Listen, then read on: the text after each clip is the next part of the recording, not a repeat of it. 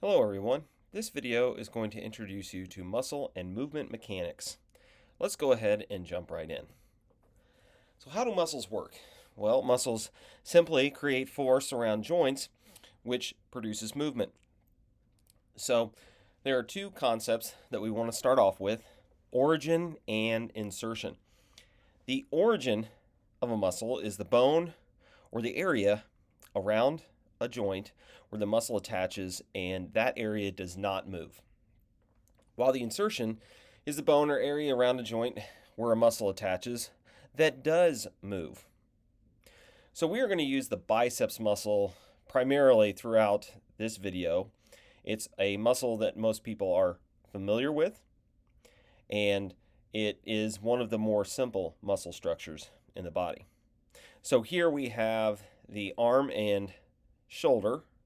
We have the hand, the elbow, the scapula, which is the shoulder blade, and then our shoulder joint. And we have two areas that are highlighted here, area A and area B. And this is the biceps muscle here.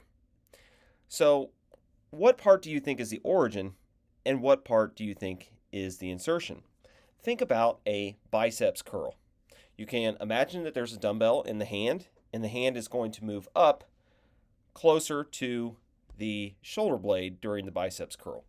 So which is the origin, which is the insertion? You can pause the video, think about it, make some notes, and try and figure it out for yourself. Okay, so what did you come up with? A is the origin and B is the insertion. When we do a biceps curl, the elbow bends or flexes, and the insertion here will become closer to the origin. So the insertion is going to be doing some moving, definitely more moving compared to the origin, which stays put and is very, very stable. So that is origin and insertion. Okay, so we have some more terms that we can use to quantify how muscles are contributing to different movements. Depending on what movements we're trying to achieve, there will be specific muscles that are doing more of the work compared to other muscles.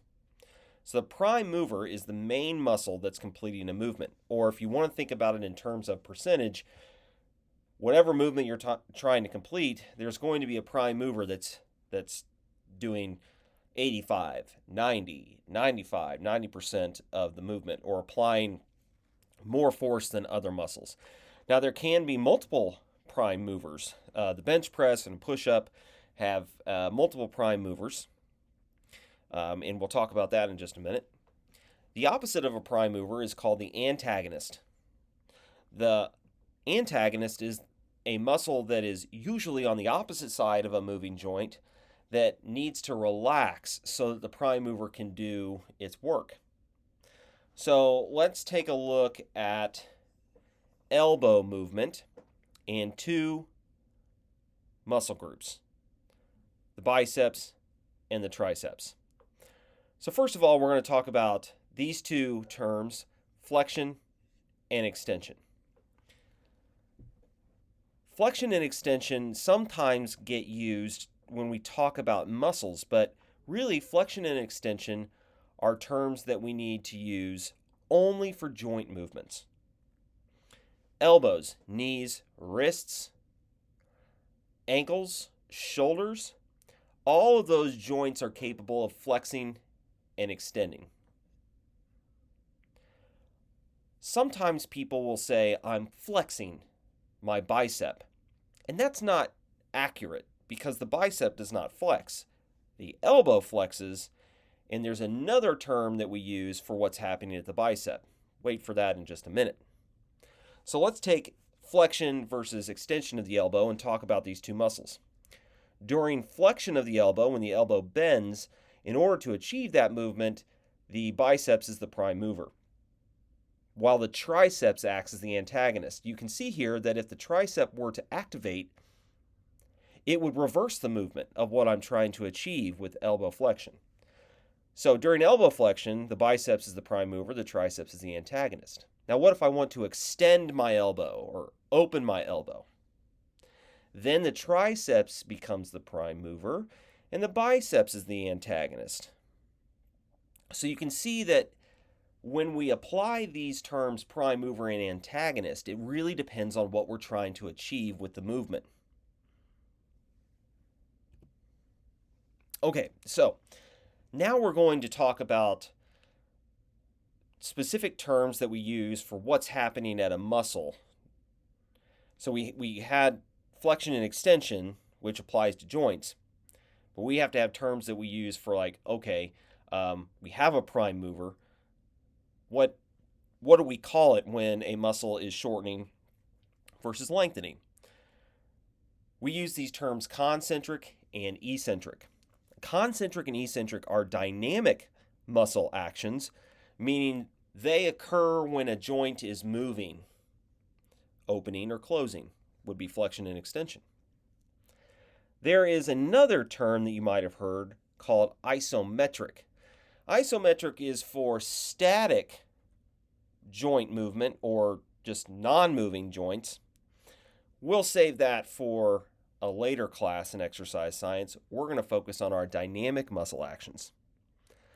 So concentric is a term we use when the prime mover is shortening, compressing, or you can think of it when the origin and insertion are coming closer to each other. We can see here in our example for a biceps curl that when the biceps muscle compresses and shortens, the elbow will flex. So the biceps would be the prime mover here because it is the one doing most of the work, or almost all the work. And so concentric would be when that muscle is shortening, origin and insertion coming together. The elbow flexes, the dumbbell comes up towards the face. You can also think of it as, if you look here, the dumbbell is moving against gravity or towards the ceiling. Eccentric is the opposite. The prime mover is lengthening. So we are, in this example, we're opening the elbow or extending the elbow, and the prime mover, which is our biceps muscle, is lengthening. It is not appropriate to say that it's relaxing because the muscle is still producing force. We're just opening the elbow against the dumbbell load, and it is going with gravity. One way to make this easier to figure out, is it concentric, is it eccentric? Well, first you have to identify what prime mover you're talking about. Okay, what muscle are we talking about? We're talking about the biceps. Then you place your hands on the muscle itself. And try it out right now. Put your hand over your biceps muscle and go ahead and bring your hand up towards your face like you're doing a biceps curl, and you should feel the biceps muscle start to shorten and compress and get bunched up. Concentric. And then go ahead and let your elbow open and lower your hand, extend your elbow. You should feel the biceps muscle start to flatten out. That's eccentric. Let's try an example here. I did mention the bench press a minute ago. During a bench press, identify your prime movers. There's two big prime movers in the bench press. Pick one. Okay. When would that prime mover be concentric and when would it be eccentric? So there's two phases to the bench press: the moving the bar up towards the ceiling phase and lowering the bar down towards the chest phase. Okay, so think about that example on your own, make some notes, and see if you can figure it out. All right, so now we're going to build some roadmaps where we use these terms and definitions to help us figure out exercises to train muscle groups that we're interested in training, right? So that's what our first process is going to be. We're also going to have a process where you're looking at an exercise and you're trying to figure out what the prime mover is. So here's our first roadmap. Typically, when you walk into the weight room, you're thinking, okay, I want to train a specific muscle. So how do we pick exercises to train a specific muscle? Step one, identify the muscle you want to train. Okay, we're going to stick with the biceps because it's a simple one and one we've been talking about. I want to train the biceps today. Okay, so you have to Second, you have to think about, I want to train the biceps. What's the main joint that's involved here? It's the elbow, okay? We know our prime mover is the biceps. We know our main joint is the elbow. When the prime mover, the biceps, is concentric, what has to happen at the elbow? Flexion or extension? It's going to be flexion. Okay, so that's step 3. We know that we have to achieve flexion to train the biceps, our prime mover. Okay, so how do we make flexion more difficult? How do we apply resistance to the joint movement? Put a dumbbell in your hand, right? So you pick an exercise that makes flexion of the elbow harder. A pull-up could be another one, right? That's harder to flex your elbow when you're trying to do a pull-up, right? So you can pick any exercise that's going to make flexion of the elbow more difficult. So let's try an example for this first type of roadmap. You can pause the video, do it on your own, and see if you can figure it out. All right, so what did you come up with? You want to train the triceps. That's your prime mover. What is the main joint involved? Still the elbow. If you're activating your prime mover, your triceps, what has to happen at the elbow joint? That's the opposite of what happens with the biceps. The elbow is going to extend or open. So how do you make that harder? How do you make extending the elbow more difficult? What about a push-up? A push-up makes extending your elbow harder because you've got to push your body up towards the ceiling. That's why the triceps is one of the prime movers in a push-up. So if you're thinking about that bench press from earlier, that might give you a little bit of a clue.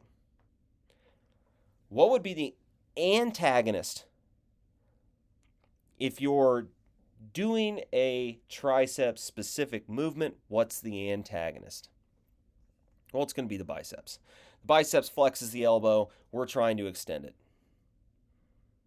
Okay, now, as an added bonus here, if you know that we're doing a tricep-specific movement for like number 4, what would that be? A push-up, right? We said a push-up. What portion of the movement would be eccentric? Is it when you're lowering your body to the ground or pushing away? Well, we know pushing away is extending the elbow. So that's concentric for the triceps. Lowering yourself towards the ground, flexing the elbow, would have to be eccentric. Here's our second roadmap. This one is the reverse of the protocol we just went over. Now we're watching an exercise and we're trying to figure out what the prime mover is. Step 1, watch the movement. What is the primary joint that's moving? Take a look at this movement here. We can see that the hips are moving a little bit, but really the joint that's doing the most movement here is obviously the knee joint. Okay, step 3. What joint movement is being resisted?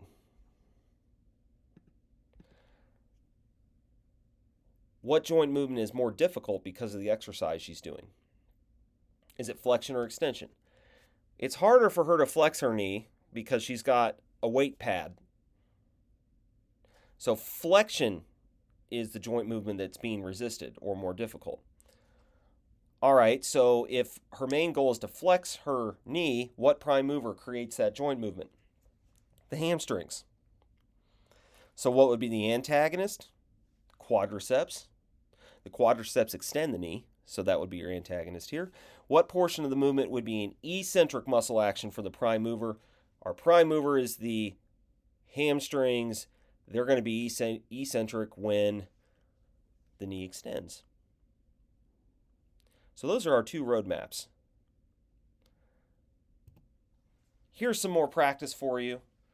We have some assigned prime movers. Use your first roadmap, your first protocol, and try and develop exercises for those prime movers.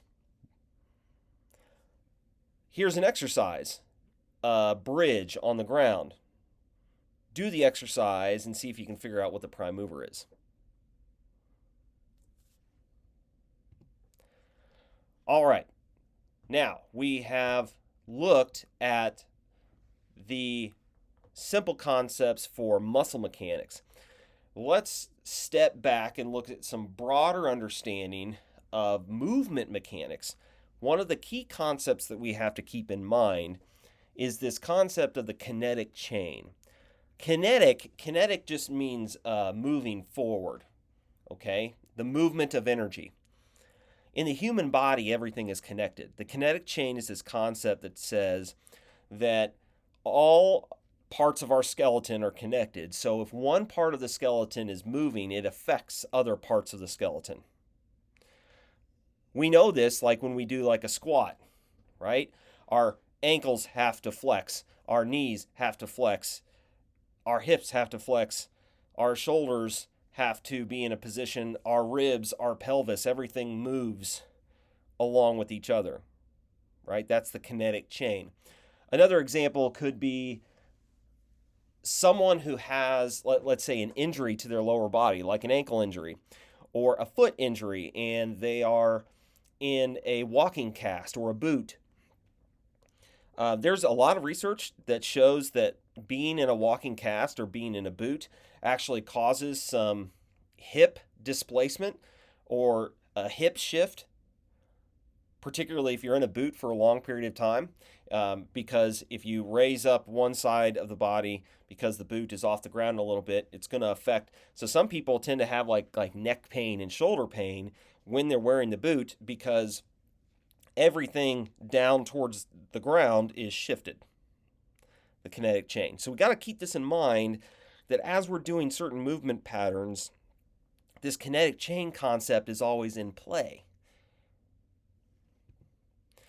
And so if we take this one step further, we can apply the concept of the kinetic chain and divide it into two different portions. Specific exercises would be called open chain or closed chain exercises. And these definitions say distal segment, hand or foot, is free to move, or the distal segments are fixed to a solid surface. Distal means further away from the center of the body. So distal segments mean hands and feet. Okay, so an open chain exercise would be doing an exercise where your hands or your feet are free to move in space. Generally, dumbbell exercises are more open chain. Barbell exercises are more closed chain. And we want to think of this on more of a continuum, right? There are some exercises that are purely open chain and some that are purely closed chain. If you're like a push-up would be purely closed chain, hands and feet all attached to the ground. Okay, a pistol squat is probably down here in the lower left-hand corner is probably a great example of a very purely open chain movement. Okay, hands and feet are there's only one foot that's actually attached to the ground. But generally, we think about it on a spectrum. We talk about, is this exercise that we're looking at more open chain or is it more closed chain? Right? Because there are very rarely exercises that are like 100% either way. I would say these two exercises are as close to 100% on the ends of the spectrum as you can get. When do we use open versus closed chain? Open chain movements are great for trying to produce force when you have very little stability. So they're great for creating balance. Closed chain movements are really good for if you want to create a lot of force. That's why like the back squat and the deadlift and the bench press are definitely more closed chain movements.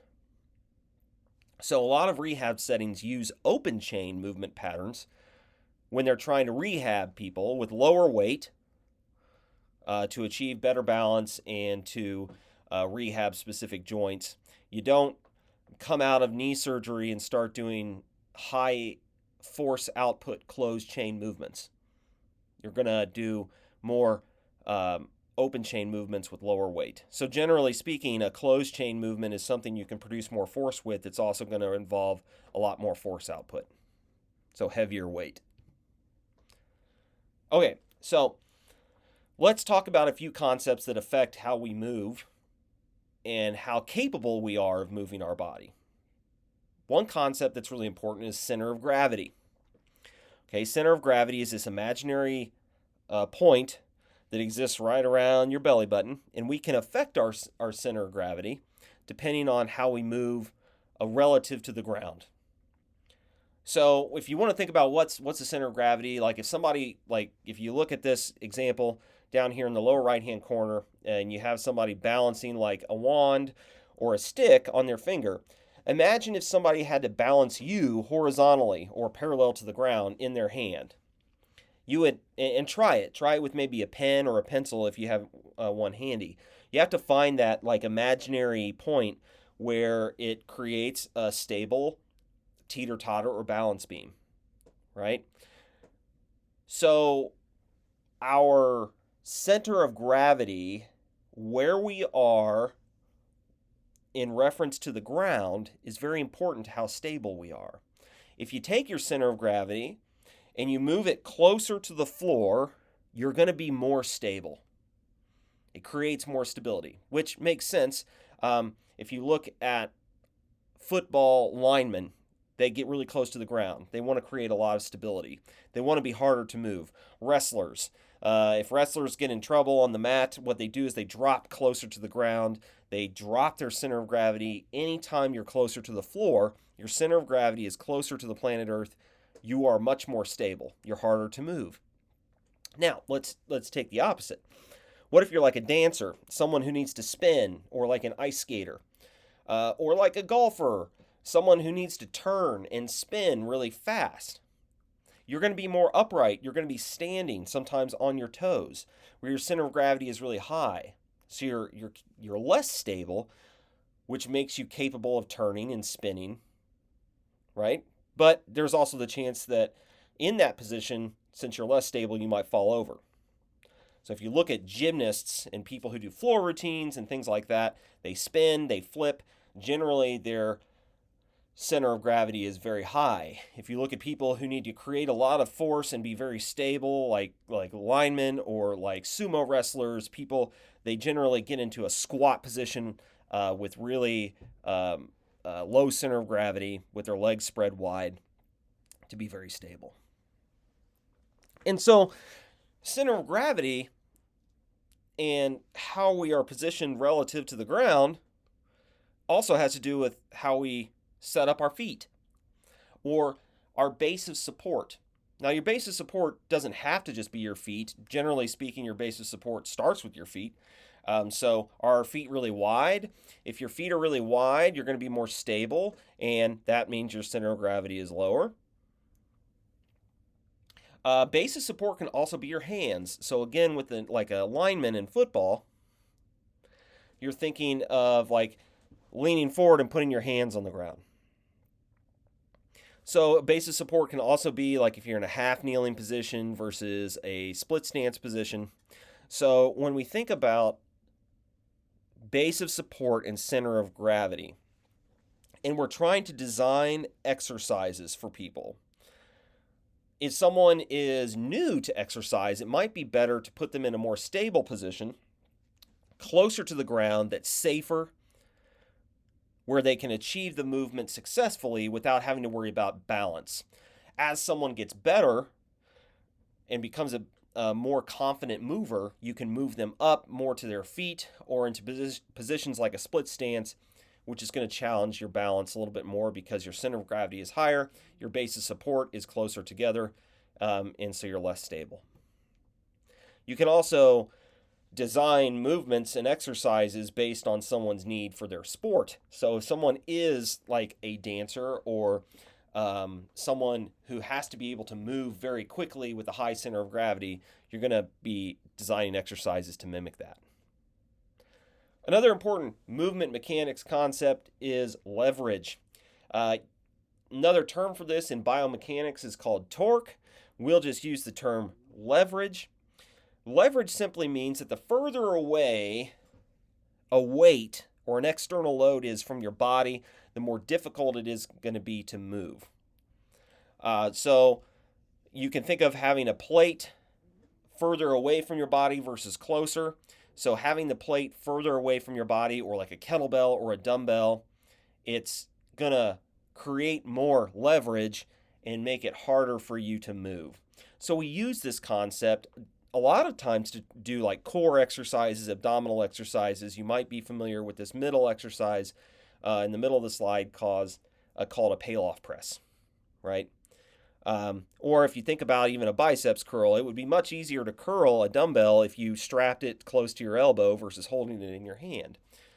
Holding something in your hand or out towards your fingertips causes more leverage on your elbow, makes it more difficult. Right? So the placement of a weight around your body affects the leverage. You can even just think about not even external load, how your limbs are positioned. If you have your hands really far away from the center of your body, that is a more difficult position than if your elbow's tucked in closer to your sides. So try applying some of these concepts yourself. Make some exercises more difficult or easier by changing the center of gravity, the base of support. Try and experiment with leverage. As you're building exercises, maybe categorize them as open or closed chain. Applying these concepts and being able to practice with them is going to make you more confident. And if you have any questions, please let me know.